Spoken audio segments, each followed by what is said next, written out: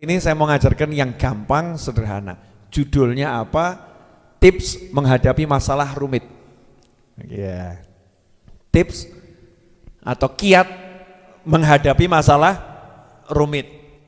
Bismillahirrahmanirrahim. Hal yang sepele, gampang. Saya tuh pokoknya prinsipnya mau belajar yang gampang, ngajarkan yang gampang. Gak mau yang angel-angel. Buat pemirsa dimanapun Anda berada, jangan persulit hidup Anda. Jangan persulit hidup Anda. Jangan persulit hidup kita. Hidup itu gampang, semua sudah cemepak. Kata orang Jawa, semua sudah cemepak. Bahasa Indonesianya, semua sudah tersedia.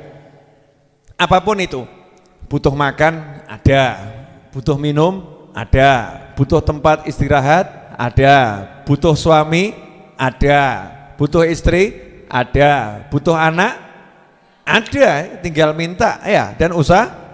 Belum dapat proses ya. Nabi Zakaria aja nggak capek-capek berproses untuk dapat anak. Ada semuanya, nggak ada yang nggak ada, semua sudah ada, muhayya, tersedia dan sudah disiapkan. Tinggal kita disuruh satu, ibadah. Sudah, urip ki golek sangu mati. Hidup ini hanya cari bekal untuk mati. Cetha. Tiap detik ini kalau misalnya ditunjukkan, yang berangkat mati itu kan diturah-turah toh. Kalau dipertunjukkan seperti pesawat take off gitu ya. Tiap detik ada yang take off. Nah, tinggal kita mau cari sangu atau tidak, cari bekal atau tidak. Nah, sore hari ini saya mau ngajarkan yang gampang, sederhana. Judulnya apa? Tips menghadapi masalah rumit. Ya. Tips atau kiat menghadapi masalah rumit.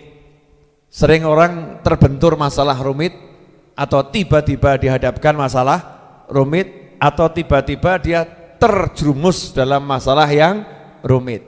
Cara menghadapi masalah yang rumit, gimana caranya biar gak jadi rumit? Pada hakikatnya yang ngasih masalah itu Allah.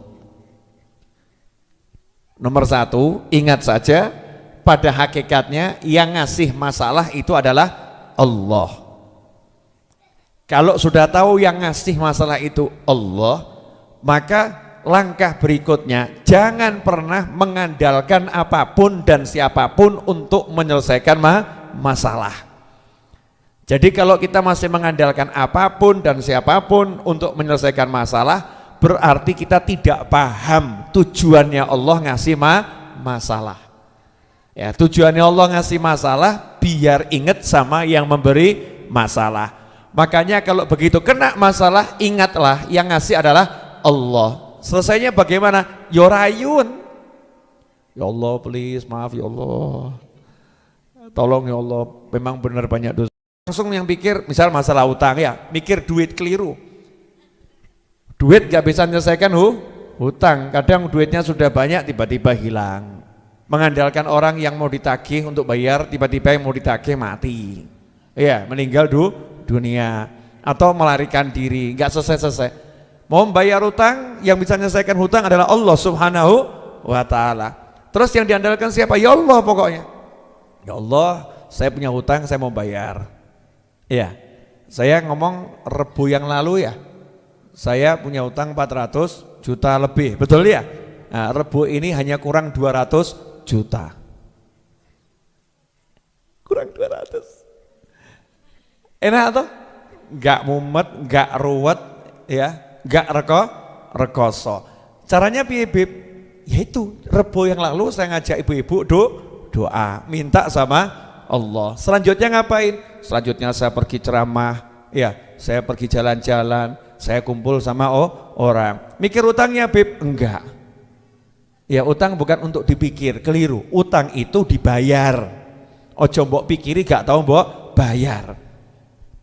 Tapi utang itu untuk dibayar, bukan dipikir. Makanya mikir bayar, cara bayar hutang itu salah. Cara bayar hutang gak usah dipikir. Ya, caranya bayar gak usah dipikir. Pokoknya ada duit, bayar, ada duit bayar. Nggak ada, minta sama Allah Subhanahu wa Ta'ala. Terus usahanya dijalankan, termasuk usaha kumpul sama anak, ya usaha. Jangan gara-gara punya utang mau kumpul sama anak. Kumpul dengan pasangan hidup, ngobrol, bersendaguro, itu juga cara melunaskan hutang. Jangan gara-gara punya hutang nggak mau kumpul sama pasangan hidup. Pusing saya capek, saya lelah, saya stres, nyingkir kamu. Nah, orangnya hadir juga ini, hadir. Entah di sini, entah di rumah yang nonton ini hadir. Ada masalah, justru dia yang di sekitarnya disingkirkan. Hiburannya justru dijauhi, keliru. Nah, itu karena nggak tahu kalau yang ngasih masalah adalah Allah Subhanahu wa Ta'ala. Nah, kalau tahu yang ngasih masalah Allah, lebih enak lagi. Kenapa? Karena paham betul Allah tuh kalau ngasih masalah itu sudah ada solusi di dalamnya, nggak mungkin nggak ada. Karena Allah nggak pernah mau mempersusah hamba-hambanya, nggak ada. Cuman Allah suka ngasih ini apa? Iya, surprise. Terus ya kejutan tuh surprise ya, surprise, kejutan. Terus sama Allah suka inilah gimana ya? Kalau bahasa saya ngerjain. Nah, dikerjain sama Allah. Nah, tak tontonin, tak lihat. Saya mau lihat. Karena di Al-Quran Allah udah bilang, fa inna ma'al usri yusron, inna ma'al usri yusra. Bersama kesulitan ada kemudahan. Ya, sesungguhnya bersama kesulitan, bersama masalah ada penyelesaian. Ruwet ada mudah. Dan dilanjutkan ayat berikutnya, bersama kesulitan ada kemudahan. Sebagaimana pernah saya jelaskan di ayat sebelumnya itu pakai alif lam, al-usur. Kesulitannya pakai alif lam. Ayat berikutnya kesulitannya juga pakai alif lam, al-usur. Tapi untuk yusurnya, kemudahannya bukan al-yusur, tapi yusron, nggak pakai alif lam. Dalam kaidah bahasa Arab kalau ada kalimat yang diulang, yang pertama pakai alif lam, yang kedua pakai alif lam, maka kata pertama di kalimat pertama dan kata kedua ya di kalimat kedua itu artinya sama. Artinya sama, satu jenis. Sementara kalau nggak ada alif lam, katanya diulang dalam dua kalimat yang berjajar, maka kata di kalimat pertama yang nggak ada alif lam dengan kata di kalimat kedua yang nggak ada alif lam itu artinya berbeda. Sehingga kalau diterjemahkan sejatinya terjemahnya segini, sesungguhnya bersama kesulitan itu ada kemudahan, dan untuk kesulitan yang sama ada kemudahan tambahan lagi. Berarti untuk satu kesulitan itu di dalamnya ada dua kemudahan. Itu poin yang penting.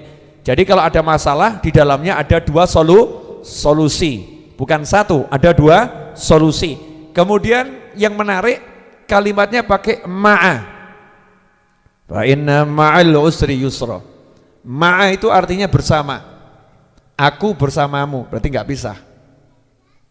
Ya, saya bersama kamu berarti mendukung, membela. Iya, berarti mendukung, membela. Bisa ma'iyah itu bersama enggak? Bisa ma'iyah artinya bersama, membela. Saya sama kamu. Ya, saya bersama kamu. Aku ikut kamu gitu loh ya. Satu kelompok. Nah, dalam ayat ini berarti dalam satu kesulitan, di dalamnya kesulitan itu ada dua kemudahan. Kesulitan bersama dua kemudahan. Berarti kemudahannya enggak pernah pisah. Lah kalau kita dapat kesulitan di mana Allah udah jamin di dalamnya ada dua kemudahan, kok masih bingung? Berarti kan anehnya luar biasa. Ya, sangat-sangat aneh. Kenapa? Galau, risau, heboh, masalah. Itu ada orang ditilang Pak Polisi. Ditilang kan masalah ya. Karena memang buat masalah akhirnya ditilang. Tapi dapat jodoh gara-gara ditilang Pak Polisi. Siapa jodohnya? Yang nilang. Akhirnya jadi istrinya ya yang nilang. Itu saya teman polisi gitu. Gimana Pak ceritanya? Iya Bib, dulu saya tilang akhirnya jadi istri. Masya Allah. Ya, tilang jalan tapi akhirnya jadi istri. Ya, itu kan ada masalah, akhirnya jadi solusi untuk masalah yang lebih besar. Masalahnya belum dapat jodoh. Ditilang masalah kecil. Belum dapat jodoh kan kadang jadi masalah yang besar. Gara-gara ditilang dapat jodoh. Jadi masalah atau enggak masalah? Tilangan terus gak apa-apa gitu ya. Nah, itu jodoh kok ya. Dapat jodoh. Ya seperti itu. Nah makanya dari sini pelajaran, pokoknya masalah apapun jangan galau, jangan bingung, jangan risau, jangan gelisah, tenangkan hatimu, tenangkan fikirmu, langsung ingat yang ngasih masalah Allah. Nah terus kita ngomong sama Allah, ya Allah please tolong selesaikan ya Allah, atau tunjukkan solusinya. Kan ada masalah berarti di situ ada solusinya, ya Allah tunjukkan ke saya solusinya. Mungkin ya Allah ya, saya subuhnya suka telat makanya dikasih masalah ya Allah ya. Ya boleh besok ya Allah saya akan subuh nggak telat lagi, saya akan pasang beker. Paham dia, jadi dia nggak pernah nyalahkan orang lain, nggak pernah nyalahkan orang lain. Dia lihat Allahnya, lihat dirinya, lihat Allahnya, lihat dirinya, lihat Allahnya, lihat dirinya. Masalahnya pasti akan selesai. Sampai di sini paham? Berarti tips menyelesaikan masalah ini mudah atau susah? Mudah. Masalahnya saya dimusuhin orang Habib, wah itu lebih gampang lagi itu. Masalahnya dimusuhin orang nggak suka sama saya, itu paling gampang. Nomor satu, siapapun yang musuhin kamu, siapapun yang nggak suka sama kamu, laporkan ke Allah. Ya Allah, dia nggak suka sama saya ya Allah, tolong jadikan dia suka sama saya ya Allah. Enak atau? Enak enggak? Siapa yang bisa bolak-balikkan hati? Allah. Ketemu lagi orangnya cemberut, ya merengut, besengut, ngomong nggak enak, kita senyum saja. Tunggu tanggal mainnya, pasti kamu akan cinta aku. Keren. Kenapa? Pede karena minta sama Allah Subhanahu wa ta'ala. Gak dididik gresulo, dia musuhin aku. Kurang apa aku? Wakeh kurangmu. Ya kurangmu sebagai manusia banyak, baik terhadap orang yang musuhin kamu atau terutama terhadap Allah Subhanahu wa ta'ala. Laporkan sama Allah. Ya Allah, ya saya dimusuhin orang. Kalau saya teliti sih ya Allah memang benar nih, banyak nih salah saya. Ya ampuni salah saya ya Allah, ampuni dosa saya. Nah itu yang musuhin saya ya Allah, ampuni dia. Ya jadikan dia nanti sahabat saya, jadikan dia teman saya. Enak kalau begitu. Ada orang nggak bayar utang kita, nggak enak juga tadi masalah ini. Ada orang utang 500 juta nggak mau bayar. Gara-gara apa? Satu, orang yang nakal, dua, bisnisnya bangkrut. Kita mau ngomong sampai 2 miliar kata tetap nggak lunas. Salah berarti kita nggak paham. Biar selesai gimana? Laporkan ke Allah Ta'ala. Ya Allah, dia punya utang sama saya 500 juta. Nggak bayar, satu karena memang nakal, dua juga karena bisnisnya hancur. Jadi saya minta sama kamu ya Allah, tolong sadarkan dia ya, dan tolong beri dia rezeki yang banyak ya Allah.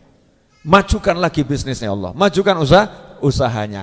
Kenapa? Kalau kita doakan dia punya duit, nah berarti punya kesempatan untuk bayar. Jangan didoakan yang lain, remuk usahanya, bangkrut, tambah hilang duitmu. Ya uangmu tambah hilang. Permusuhan yang kita munculkan dalam hati itu akan membuat subur permusuhan di hati orang lain. Kalau hati kita sudah enak sama orang, Allah akan merubah hati orang itu enak kepada kita. Udah pokoknya gitu, nyantai, yang enak. Kecuali orang yang udah betul-betul hatinya kaku, beku, mati. Dah, itu nanti urusannya lain lagi. Allah yang beresin, Allah yang menyelesaikan. Paham sampai di sini? Apa? Masalah itu mudah, tinggal laporkan sama Allah Subhanahu wa ta'ala. Karena Allah udah janji bersama kesulitan di situ ada 2 kemudahan. Nah kalau sulitnya 1, 2 mudah, makanya orang-orang soleh kalau datang kesulitan bahagia. Kenapa? Rezeki teko. Coba cek kalimatnya orang Jawa ya hebatnya orang Jawa dan orang luar Jawa. Nanti kalau saya ngomong begini yang luar Jawa tersinggung, Beb, saya orang Kalimantan juga hebat tuh Beb ya. Maksud saya orang Indonesia tuh, hebatnya orang tua kita, leluhur kita. Cek gelas tumpah, ya gelas berisi teh atau kopi, tumpah airnya, geletak, tak, ya, pecah misalnya, pecah airnya tumpah. Ngomongnya apa? Enggak, orang tua kok. Rezekinya berlimpah. Iya, air tumpah, gelas kopi tumpah. Rumah kebanjiran, ngomongnya apa? Rezeki berlimpah. Air kutah, rezeki berlimpah. Ini masalah enggak ini? Sebetulnya masalah karpet kotor, betul kan ya? Karpet kotor. Kemudian kalau di kasur ya kasurnya kotor, semua kotor, tapi nggak pernah ngomong wah karpetnya rusak, nggak pernah. Ngomongnya apa? Rezeki berlimpah. Karena paham, ini dibalik masalah ada dua kebahagiaan bonus. Lah kalau kita kan enggak, waduh, ruwet gitu. Remuk. Mikirnya jelek, ya mikirnya jelek. Pokoknya ingat, masalah yang ngasih adalah Allah Subhanahu wa taala. Nah, yang nomor dua, kalau udah tahu Allah yang ngasih, tips yang nomor dua, tidak ada yang bisa menyelesaikan masalah selain Allah. Jadi yang ngasih Allah, dan tidak ada yang bisa menyelesaikan kecuali Allah. Pinter saya, pinter ibu-ibu, pinter pemirsa, tidak ada yang bisa menyelesaikan masalah. Gak bisa. Indonesia Raya dikumpulkan untuk menyelesaikan masalah kita, tidak akan bisa selesai kecuali dengan izin Allah Subhanahu wa taala. Walaupun kita mengakui banyak orang pintar di negara kita, betul. Banyak orang hebat di negara kita, betul. Tapi nggak bisa manusia nyelesain masalah, yang bisa hanyalah Allah Subhanahu wa taala. Contoh di Al-Qur'an. Ya, contoh. Nabi Ibrahim alaihissalam. Api dinyalakan, ya. Kayu bakar terbakar, panasnya nembus 1,5 kilo. Burung terbang 1,5 kilo di atasnya terbakar. Kira-kira kalau dilempar ke situ selamat atau mati? Mati. Benar kan? Ada enggak solusinya? Solusinya secara kasat mata ada enggak? Enggak ada. Belum ada pemadam kebakaran dulu. Kalau tuh ada pemadam kebakaran enggak bisa madamkan api yang sebesar itu dalam waktu singkat. Wong itu apinya padam, kalau di tafsir ada mengatakan seminggu, ada mengatakan sebulan baru padam. Itu saking besarnya api, seperti kebakaran hutan dulu ya, seperti itu. Solusinya apa? Yang ngasih masalah adalah Allah. Yang bisa menyelesaikan siapa? Allah. Gimana cara Allah menyelesaikan masalah? Sederhana. Ya narukuni bardan wa salaman ala Ibrahim. Apinya diperintah, api, tolong kamu tetap membakar yang lain, bakar yang lain, kayunya obongan yang lain bakarlah, tapi khusus Ibrahim alaihissalam kamu jadi dingin buat dia dan menyelamatkan. Jadi buat dia dingin dan menyelamatkan. Selamat Nabi Ibrahim alaihissalam, bahkan kayunya itu tetap kobong jadi abu, Nabi Ibrahimnya selamat. Siapa yang menyelesaikan? Allah Subhanahu wa taala. Nabi Musa dikejar lautan di depan, ya belakang Fir'aun mengejar. Siapa yang menyelesaikan masalah? Allah Subhanahu wa taala. Dikasih apa? Kayu nggak bisa belah laut. Yang belah laut adalah Allah Subhanahu wa taala. Selesainya mudah atau susah? Mudah. Tuk, selesai. Ya, tuk, selesai. Diobong, dilempar, nggak pakai pemadam, nggak pakai macam-macam. Apinya tetap ngobong yang lain, bakar yang lain, dingin untuk Nabi Ibrahim alaihissalam. Selesai atau nggak selesai? Selesai. Nah, asal kita udah pegangan sama Allah, nyantai. Lah sekarang enggak pegangan sama Allah, pegangannya sama tabungan, pegangannya sama kenalan, pegangannya sama kerjaan, pegangannya sama ahli-ahli dalam kepalanya. Wah, Masya Allah, persiapan jurus ini, jurus itu dan lain sebagainya. Nah, ini tinggalkan semua itu, utamakan dulu, tahu yang ngasih adalah Allah dan hanya Allah yang bisa menyelesaikan. Nah, kalau udah tahu Allah bisa menyelesaikan, Allah ngajari tidak cara menyelesaikan? Nomor 3, ternyata Allah sudah ngajari bagaimana cara menyelesaikan masalah, makanya nggak usah tanya yang lain. Allah sudah ngajari cara menyelesaikan masalah. Keren ya Bu ya. Allah kan berarti baik banget ya. Allah yang ngasih, dan Allah ngasih tahu yang bisa menyelesaikan cuman saya, terus kalian saya ajarin cara menyelesaikannya. Kan bagus itu. Kalau ada guru begitu baik enggak? Nah, ini soalnya ya, ini jawabannya. Wes, enak atau enggak enak itu? Enak kan? Berarti kan mudahnya luar biasa. Kamu cuman sabar saja menyelesaikan ore. Jadi sebetulnya kita tuh ngadepin masalah cuman sabar nunggu rampungnya jawab itu tok loh. Cuman itu, tapi kadang nggak sabar kok orang rampung. Sabar saja tunggu selesai menjawab, ngerjakan soal itu ya. Nah, gimana cara yang diajarkan Allah? 1 ayat cukup. wa may yattaqillaha yaj'al lahu makhrajan wa yarzuqhu min haitsu la yahtasib. Yang bilang Allah, barang siapa bertakwa kepada Allah Ta'ala, yaj'al lahu makhraja, Allah menjadikan untuknya solusi, jalan keluar dari apapun masalahnya. Jadi punya masalah, takwa, Allah jadikan untuk dia. Yaj'al lahu artinya Allah yang mengusahakan, Allah yang buat, Allah yang memberikan. Terus menengok, selesai. Kamu diam, takwa, Allah yang menyelesaikan, Allah yang kirimkan solusinya. Allah kirimkan solusinya. Yaj'al lahu makhraja. Plus wa yarzuqhu min haitsu la yahtasib. Dan Allah beri dia rezeki dari arah yang tidak terduga, alias rezekinya surprise, kejutan. Berarti simple, caranya sederhana, solusi untuk masalah apapun takwa. Selesai. Lah takwa itu apa? Istri taat suami, takwa. Punya masalah macam-macam, kurang ajar sama suaminya, tambah beruat. Enggak paham dia berarti. Ya kan? Punya masalah macam-macam, suami enggak sayang sama istrinya, enggak sayang sama anaknya, tambah bentak-bentak istrinya, bentak-bentak anaknya. Utangku akeh, istri dibentak, anak dibentak, tambah ruwet. Karena itu melanggar prinsip takwa. Ya, punya masalah, selesainya gimana? Kalau engkau seorang istri, hormati suamimu. Engkau seorang suami, sayangi istri dan anakmu. Engkau seorang anak, baktilah pada orang tuamu. Itu dulu harus benar di situ.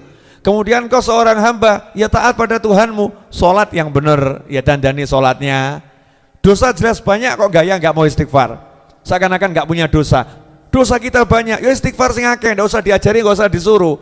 Oh, namanya banyak dosa, kayak banyak istighfar. Pakai nanya, Beb, enaknya berapa kali? Ya, dosamu piro? Ya, semakin banyak semakin bagus. Udah sadar dosanya banyak, istighfar yang banyak. Kok masih merasa kok apa enggak kebanyakan, Beb? Lah dosamu seberapa? Seberapa besar dosamu, sebesar itu pula kamu butuh istighfar. Kan seperti itu. Minta ampun sama Allah Subhanahu wa ta'ala. Punya salah sama manusia, ya minta ampun sama manusia. Terus mendoakan orang-orang yang kita punya salah. Tidak usah nunggu lama-lama dan tidak usah ditunggu. Tidak usah nunggu lama-lama dan tidak usah ditunggu. Lanjutkan kehidupanmu, masalah itu akan selesai dengan sendirinya. Saya masih ingat ucapan saya kemarin, ada yang nanya sama saya, Habib, kenapa kok masalah saya nggak selesai-selesai? Kapan selesainya masalah saya? Jawaban saya, ketika engkau sudah tidak bertanya lagi, kapan selesainya masalah saya? Paham ya? Kalau kamu masih nanya kapan dirampungnya, kapan rampungnya, ya berarti kamu nggak percaya sama Allah Ta'ala. Dan nggak usah kamu pikir, nggak usah kamu urus, ya kamu jalani yang harus kamu jalankan. Hidup kan ada perjalanan, yang kerja ya kerja, ya sholat ya sholat, guyon ya guyon, ngobrol ya ngobrol, udah begitu aja, nanti selesai dengan sendirinya. Kira-kira 200 jutanya dapatnya kapan ya? Gitu, enggak entuk-entuk tambahan. Jadi enggak usah dipikir. Lah nanti kalau enggak dipikir terusnya orang yang punya duit marah gimana, Beb? Ya rungokno. Kalau kamu dimarah, ya kamu dengarkan. Ya saya ajari yang ngutangi saya, tolong doakan saya dapat duit, tolong doakan saya dapat rezeki, bantu doakan saya minta sama Allah Subhanahu wa ta'ala, dan saya doakan kamu dapat rezeki dari arah yang lain, sehingga tanpa dapat dari saya dulu kebutuhanmu bisa terpenuhi, bisa tercukupi. Gitu kan enak ya, hidupnya jadi enak. Selebihnya waktu yang ngajar, coba ngajar mikir utang 200 juta. Habib ngajar, Bu, maaf Bu ya, saya lagi banyak masalah. Ibu kan enggak paham, saya ini banyak utang, lagi pusing ini saya. Oh gitu, kacau enggak kira-kira? Kacau. Bu Sehat datang ke saya, Habib saya ada tamu dari Jepara, bawa pulang tamumu, saya lagi pusing. Kacau atau enggak kacau? Kacau, ini contoh ya, siapapun saya, misalnya saya seorang kepala rumah tangga, saya seorang teman Anda, kalau begitu kan jadinya teman saya senang atau benci? Benci, wong kok kayak ngono itu ya. Lah mbok santai saja. Dadi tambah guyon, dongakno kan selesai kan enak. Udah paham? Jadi 3, 1 tahu yang ngasih masalah adalah Allah. 2 paham yang bisa menyelesaikan hanya Allah. 3 ya nurut sama yang ngasih solusi. Hati-hati ya Dik ya, itu enggak mampu nahan itu ya. Apa kayunya enggak mampu. Tolong yang apa Mbak Lis, Mbak Ani, ya, Lis Wahid sama Mbak Ani. Boleh main di atas tapi jangan nempel kayunya. Kayunya belum saya kasih kekuatan soalnya. Ya, itu baru hiasan. Ya, kayunya hiasan bukan pagar. Nanti kalau dilendati takutnya ambruk ke sini. Oke, lanjutkan. Jadi nomor 1 apa tadi? Cara menyelesaikan masalah. 1, yang ngasih masalah adalah Allah. Tahu ya, tahu yang ngasih masalah adalah Allah. 2, paham yang bisa menyelesaikan hanya Allah. 3, ikuti aturan cara menyelesaikan masalah yang udah diajarkan oleh Allah. Yang ngasih Allah, ya, yang ngasih Allah, yang bisa menyelesaikan Allah. Terus Allah ngasih tahu caranya. Caranya begini loh. Berarti Allah baik atau enggak baik? Baik. Lagi itu kok masih mumet kenapa?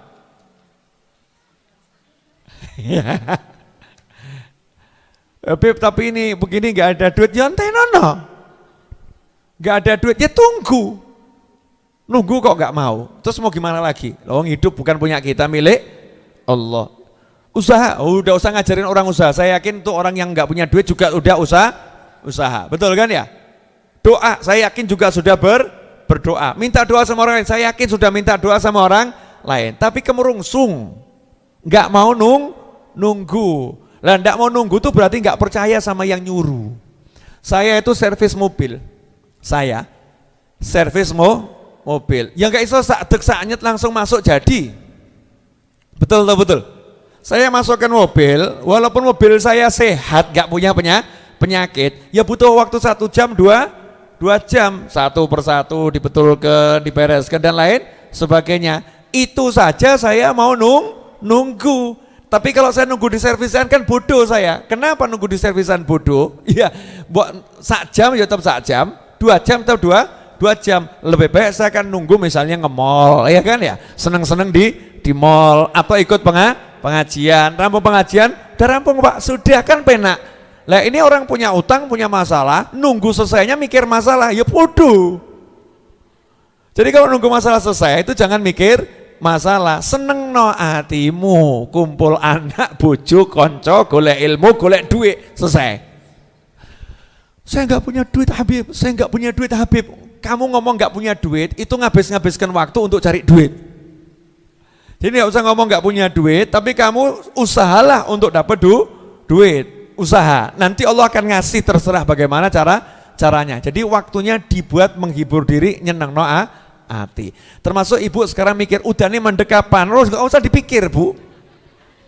Hujan mau mandek biar mandek, mau hujan biar hujan. Yang penting sekarang cari ilmu. Nanti kalau selesai belum hujan, bagaimana? 2 solusinya, 1 ngiyup, ya, 2 hujanan, 3 nggak usah hujan-hujanan, cari kendaraan biar tidak kehujanan. Semuanya enak, nggak ada yang nggak enak. Nanti sampai rumah terlambat, ya ora apa-apa, emang didenda. Nanti suami marah, rungono. Maaf, ya kan? Mohon maaf, ya. Terus dengarkan. Kalau nggak paham ya doakan. Mudah-mudahan suamiku paham. Nggak paham, berarti memang waktunya kita suruh belajar mendengar. Begitu Ibu. Dah cukup, insya Allah berkaman, manfaat.